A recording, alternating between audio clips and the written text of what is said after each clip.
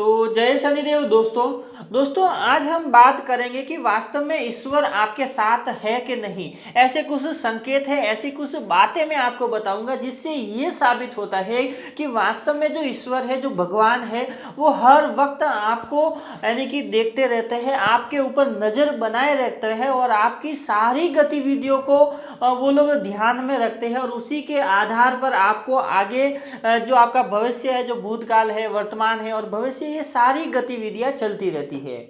तो दोस्तों हमारे जीवन में यानी कि सभी के जीवन में जो सुख और दुख ये दोनों जो है वो आते ही रहते हैं। अगर कुछ सालों तक हमारे जीवन में बहुत सारा सुख है तो कहीं ना कहीं आने वाले समय में दुख भी जरूर आएगा।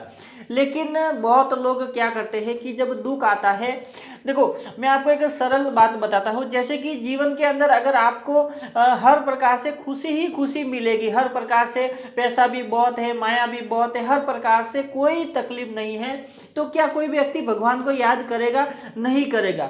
तो वास्तव में जो मनुष्य जीवन है, उस मनुष्य जीवन का जो मेन उद्देश्य क्या था, जब जन्म होता है किसी भी आत्मा का, जब जन्म होता है और कोई भी जब जन्म लेता है इस धरती के ऊपर, इस मृत्यु लोक के ऊपर, तो उसका एक ही उद्देश्य रहता है कि वो भगवान की भक्ति करेगा, उनके नाम का जप करेगा, उनके नाम की जो है वो माला फेरेंगे, जिससे कि उनको मुक्ति हो सके। क्योंकि जो जन्म और मृत्यु का जो है वो बंधन जो है वो पूरी तरह से खत्म हो सके और उन्हें एक प्रकार से मुक्ति मिल सके।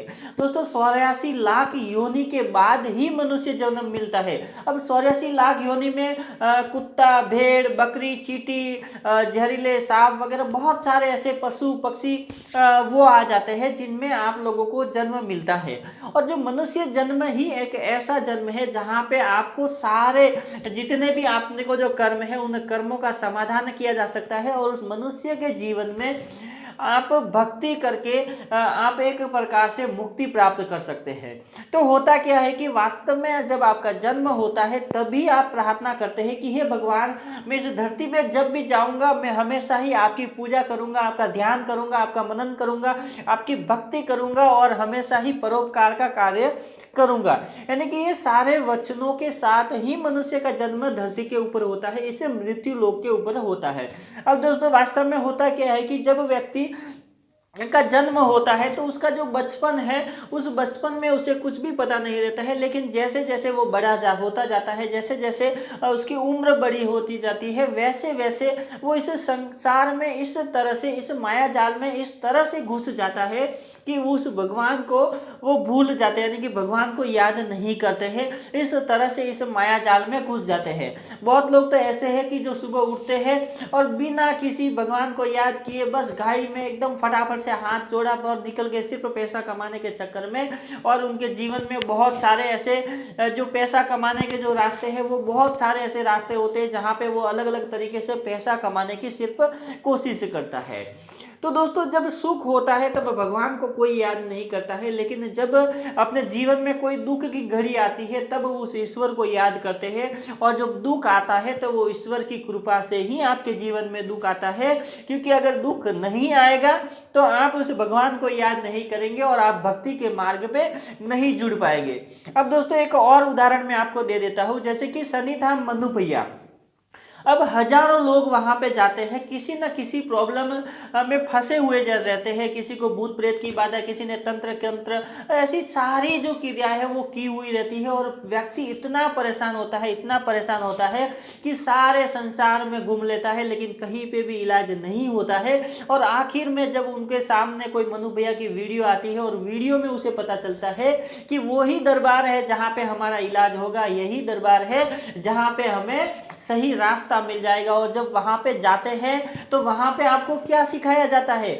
आपके अंदर के प्रेत को तो खत्म किया ही जाता है, साथ में आपके अंदर के जो अग्नि तत्व है उसको भी खत्म किया जाता है और आपके सारे दुखों को, आपके सारे कष्टों को हरने के बाद आपके ऊपर ऐसी कृपा की जाती है कि आप भक्ति के मार्ग में जुड़ जाते हैं। और भक्ति के मार्ग में जुड़ने के बाद आपके जीवन में न तो सुख का कोई महत्व रह जाता है और ना ही दुखों का कोई महत्व रह जाता है। देखो हर व्यक्ति को जो शनिदेव महाराज की जो 7.5 है वो भी लगती है, वो हर व्यक्ति को लगती है। अब शनिदेव महाराज जो है न्याय के देवता है। वो शनिदेव महाराज आपके ऊपर, हर व्यक्ति के ऊपर, जब कोई व्यक्ति इस मोह माया में इतने अंदर तक डूब जाता है, इतने अंदर तक डूब जाता है कि कोई भी इंसान, कोई भी व्यक्ति उसे बाहर नहीं निकाल पाता है, तो लास्ट में जो रास्ता बचता है वो ही भगवान का रास्ता बनता है। और शनिदेव महाराज को न्याय के देवता मानते हैं और शनिदेव महाराज ही न्याय करते हैं। और इसीलिए शनिदेव महाराज की जो 7.5 लगती है, तब 7.5 साल तक व्यक्ति को सीधे, यानी कि आपके पास अगर करोड़ों की माया है, आपके पास बहुत सारी संपत्ति है, बहुत सारा धन है, तो आपको सीधे रोड के ऊपर लाते हैं और आपको एक एक रुपया मांगने, यानी कि आपको पूरा भिखारी बना देते हैं। आपको आपकी औकात बता देते हैं कि वास्तव में आपकी औकात क्या है, आपकी हैसियत क्या है। तब जाके अगर व्यक्ति के दिमाग में आता है कि वास्तव में हमें भक्ति भाव रखना चाहिए, पैसे तो कमाना ही है, क्योंकि जब व्यक्ति कोई ग्रस्त होता है तो उसे पैसे तो कमाना ही है, क्योंकि अगर पैसा नहीं कमाएगा तो वो अपने परिवार को कैसे पालेगा। लेकिन होता क्या है, आजकल व्यक्ति जो लोग हैं वो इतने पैसे कमाने में मग्न हो जाते हैं कि वो बहुत सारे अपने जो कर्तव्य है वो भूल जाते हैं और सिर्फ पैसों के ऊपर ही जोर देते हैं, जिसके कारण वो अपने आप का तो पतन करते ही है, साथ में उनके परिवार का भी पतन हो जाता है और परिवार वाले भी दुखी हो जाते हैं। तो जो भगवान जो हमें तकलीफ देता है वो ही सबसे बड़ा संकेत ये है कि जब आपके ऊपर कोई दुख आता है, आपके ऊपर कोई समस्या आती है, तो इसका मतलब ये है कि भगवान आपको, आपकी हर गतिविधियों के ऊपर ध्यान देता है। भगवान आपको हमेशा ही देखते रहता है। कोई व्यक्ति अगर भटक जाता है तो उसे सही रास्ता दिखाने के लिए वो जो भगवान है कुछ न कुछ आपको तकलीफ देता ही है। अगर वो भगवान आपको तकलीफ नहीं देते हैं तो वास्तव में आप सही रास्ते पे नहीं आते हैं और हमेशा ही आप इस मृत्यु लोक के अंदर भटकते रहते हैं, जिसके कारण होता क्या है, आपका ही पतन होता है।